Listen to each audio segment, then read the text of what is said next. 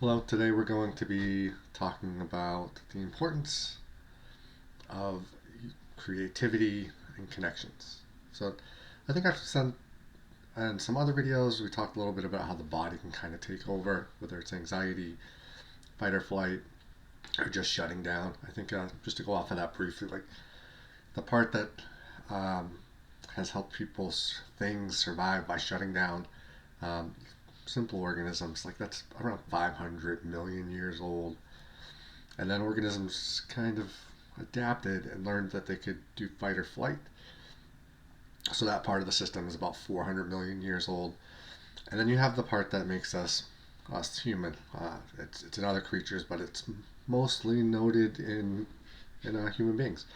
And that's the ability for that brain that does language, connects, can be creative, and can kind of process things different. So it's the newer part of evolution, based from how many years old? It's less than half of the oldest brain, which shuts us down, the oldest part of our system. So when we look at that piece, the part that makes us human, like the other parts, they've been doing their thing for 400 or 500 million years.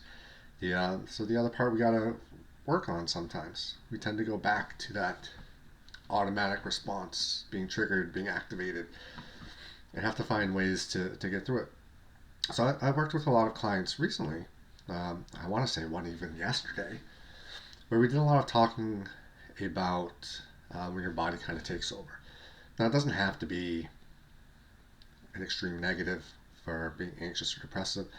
In this case, we were talking a little bit more about like being hyper, unfocused, high energy. So we talked about how sometimes that can be a benefit to people, like having that extra energy and being all over the place and being able to multitask can help in some situations.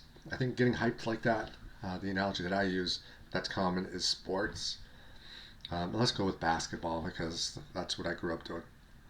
So when you're getting ready to go on the court for a game, your team kind of has this ritual that you do to get hyped. For us, it was like you had two people, usually the captains, at the end of a line, and the team goes in, and we all do chest bumps and high fives and yell and do some different things to kind of get amped up and ready for the game and get our bodies revved up and going. Like that was a part of our system that was helpful. Having that adrenaline kick, that rush, that instant energy. Let's get ready. Let's play. And then there's those times. It's late at night and we're on the way back from the game and we're on the bus and the coach is just like be quiet and people are quieting down, and really that type of energy wouldn't be welcome or beneficial. I guess it could be. So there could be a lot of people high energy and stuff, but I found on the bus ride some people wanted to just chill out, relax, and wind down for the next day. So the the importance of what I'm talking about is your body can be triggered. You can make it do that, but your body can also be triggered to be kind of like hyper. I guess hyper, high energy, hard to focus, and it can be beneficial sometimes. So how do we battle that? So when that happens, it's the older part of our systems that take over. So we have to let our newer systems kind of be back in, and the best way to do that is to do physical changes. I've mentioned that in other videos. Put your shoulders back, breathing, diaphragm breathing, where you're breathing with your stomach, yoga, lots of things to kind of get your body back in check. But there's also parts that have to do with creativity. So a lot of times when people talk about journaling or drawing, art, listening to music, you're firing another part of your brain that isn't have to do with body attunement. Like this is the creative side, the part that's curious, the part that wants to connect. So the more that you do this art, drawing, listen to music, uh, the better place you can be to kind of tune things together. So I would pair that creativity, that desire for curiosity, the willingness to connect to things, whether it's pets, creatures, people, wilderness. I would pair that with the breathing, the stretching, other coping skills that have been taught to you. And a lot of times that can cause misattunement, meaning like when your body, your mind, and your emotions are not in the same chapter of a book.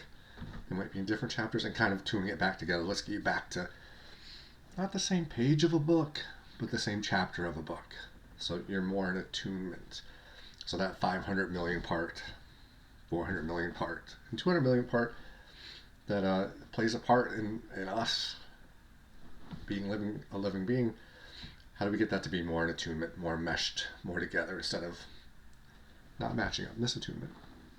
Um, Yoga's a great one. I think most of my colleagues will talk about being attuned to your body and have that creative expression.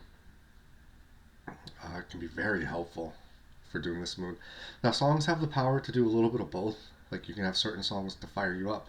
I think I talked about this with a client yesterday, where we talked about, say you had a bad breakup.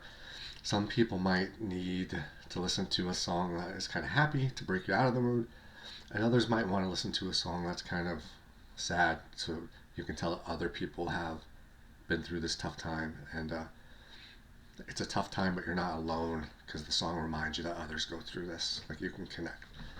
So, so songs sometimes can be different. Activities can be different, but the main focus is be creative, be curious, and find ways to connect and really get that part of you going to take over and have a chance for that part that can tend to take over. That doesn't have thought, that doesn't have emotions.